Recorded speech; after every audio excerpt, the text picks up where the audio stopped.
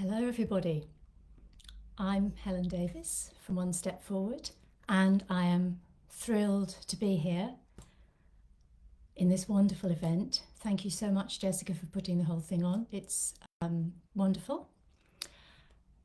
I'm here to talk to you today about bone deep healing.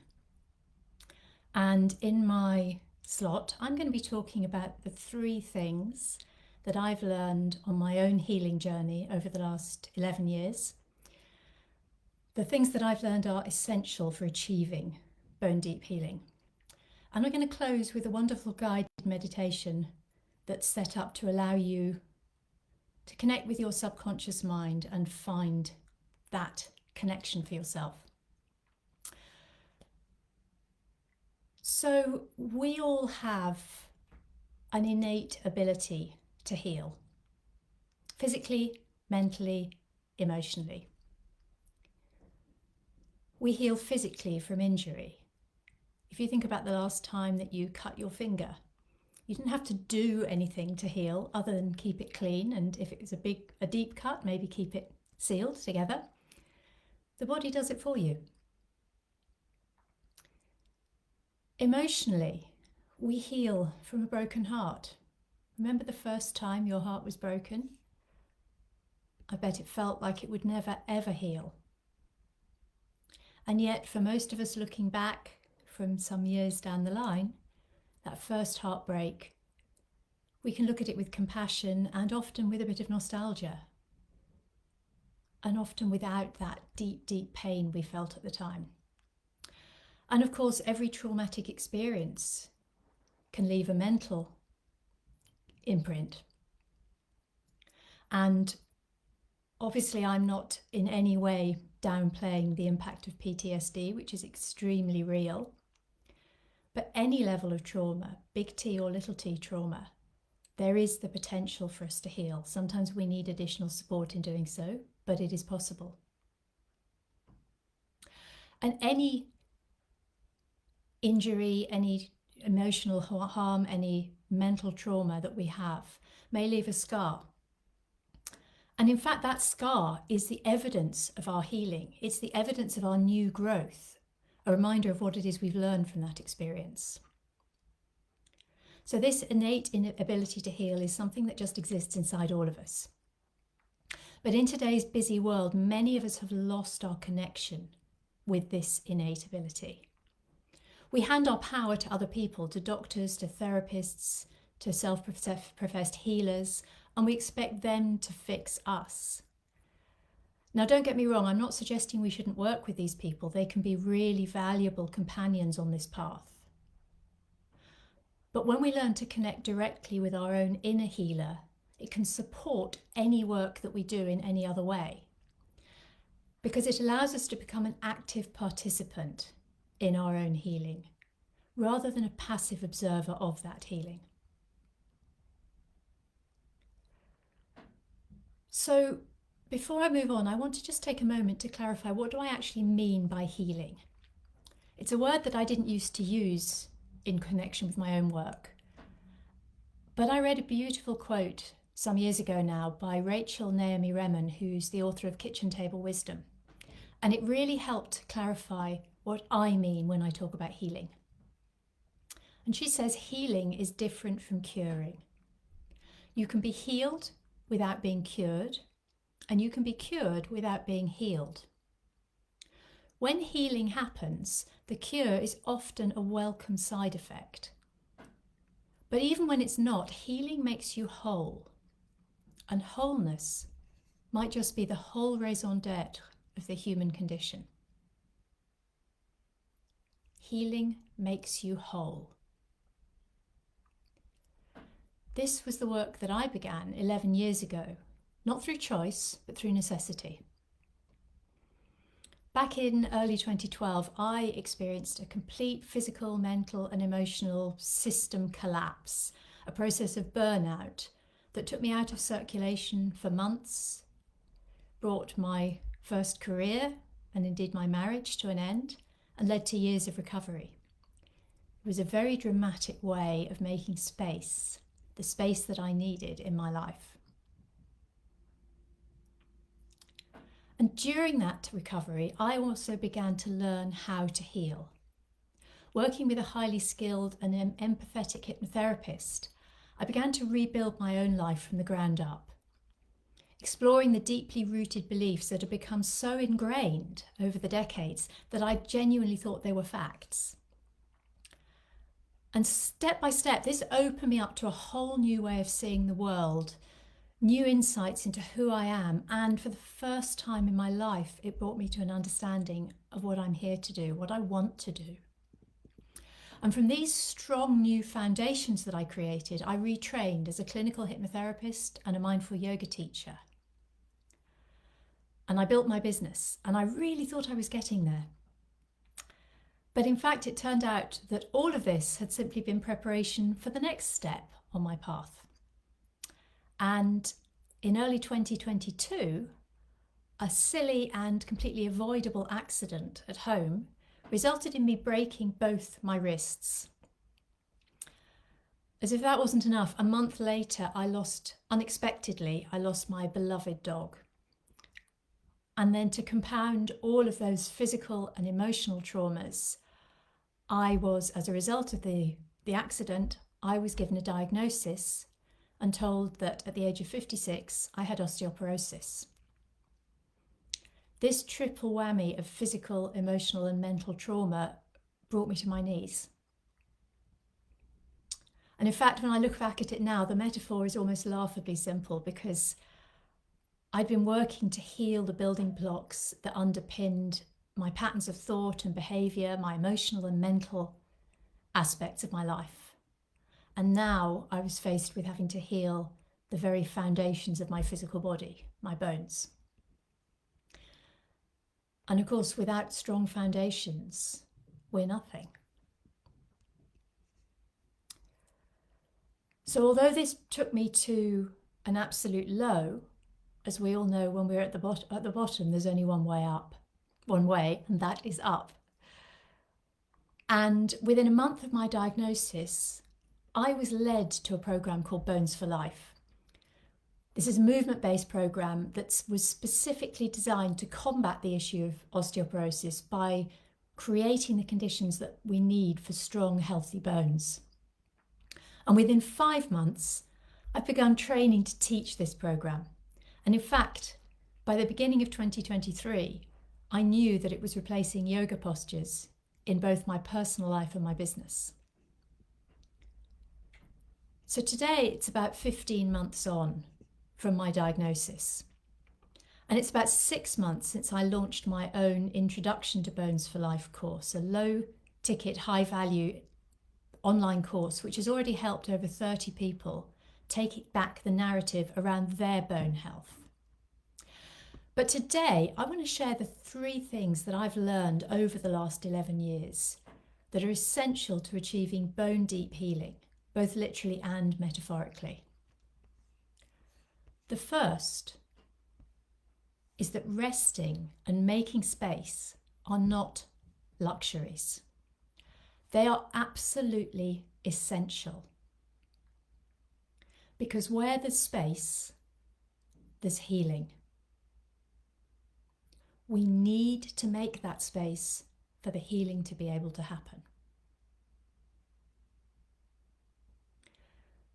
The second point is that it's in this space that we create that we rediscover the primal connection to our breath, to our body, and to our ability to listen to what those essential things are telling us. And it's through this rediscovery that we start relearning how to connect directly to our inner healer, rather than just sitting back and watching it do its thing, being able to be involved in that process, becoming an active participant rather than a passive observer. And then finally, number 3, it's this connection that paves the way for the kind of bone deep healing that reveals, restructures and restores the very foundations of our being, whether emotionally, through our deepest rooted beliefs, mentally, the patterns of thought that dictate the way we behave, and even physically, our skeletal structure. And this allows us to let go of the fear that's holding us back and to step forward with confidence and strength into the life that we're ready to create for ourselves. And I truly believe that this applies whether your primary issue is physical, mental, emotional, because of course all these things are completely intertwined. So I'm going to now move on to share with you a beautiful guided meditation. Now, this meditation actually comes from the Bones for Life program, and when I discovered it as part of this amazing program that I now teach, I was blown away because I joined this program as a movement-based program, a replacement for my yoga postures that would support the growth of my bones. And the more I learned about it, the more I discovered that it really also brings in the deep, deep importance and connection of the subconscious mind, and how when we connect with our subconscious mind, which is another way of putting the inner healer, our higher self, whatever words and terminology work for you, when we connect to this, we are really reinforcing everything we do so that our whole being is geared towards moving us along the path to the healing that we seek, whatever form that takes.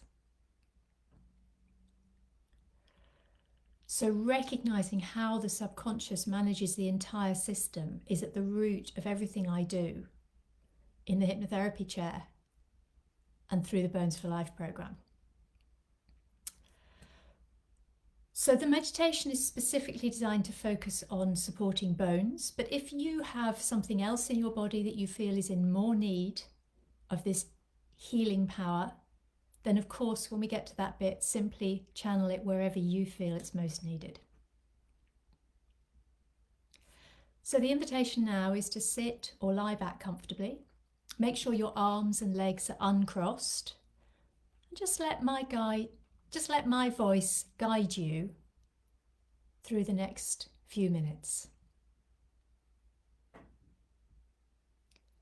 So let your eyes close if that's comfortable for you, or simply soften your gaze and drop your focus. And begin to follow your breath in and out. Observe the in-breath entering through your nostrils and reaching the most remote parts of your lungs. The out-breath leaving your nostrils, travelling far into the distance. Continue to follow the breath in and out.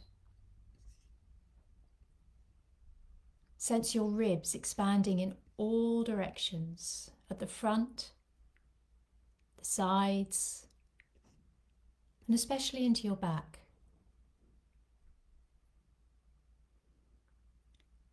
Now imagine standing in the centre of your lungs, or in the centre of one of your lungs, and look around.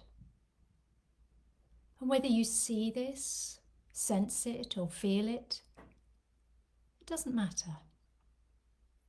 Imagine that the lung membrane is transparent, and you can see your ribs through this membrane.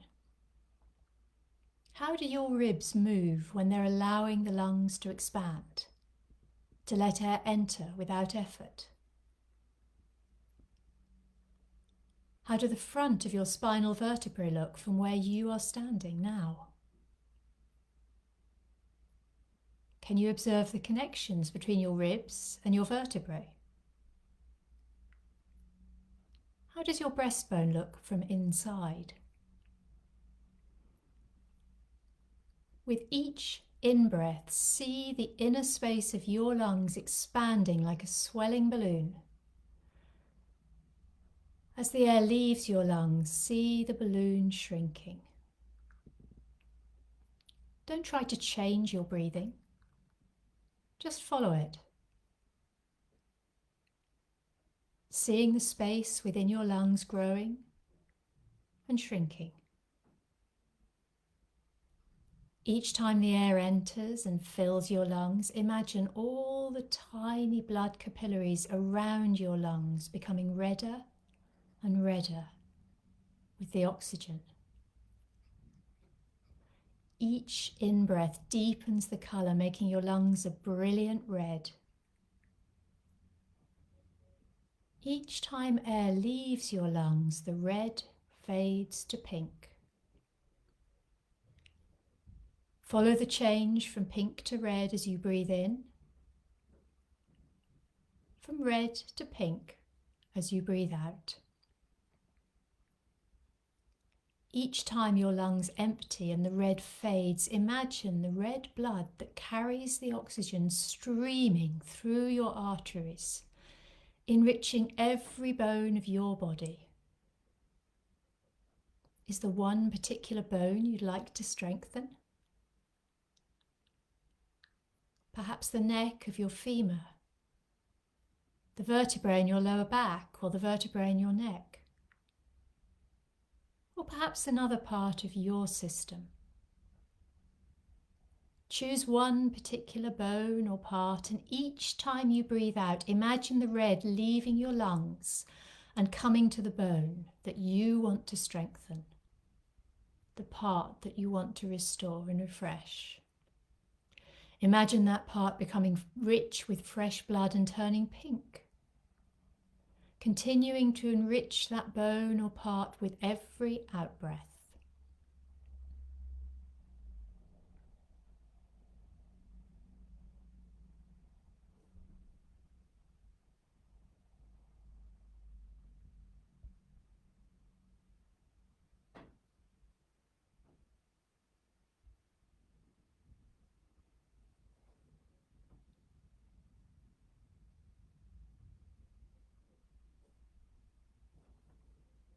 And now let go of the visualization.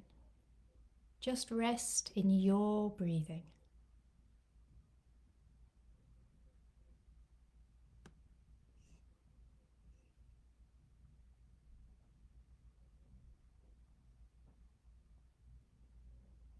And when you feel ready to come out, start to gently wiggle your fingers and toes. Stretch your body, moving in whatever way your body wants to move right now. Taking your time.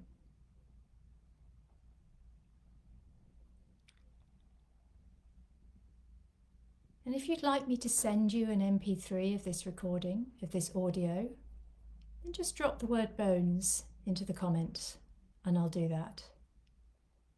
And if you'd like to have a free 20-minute chat with me to discuss how I can help you take the next step on your healing journey, then comment, call, or send me a DM. Thank you so much for watching.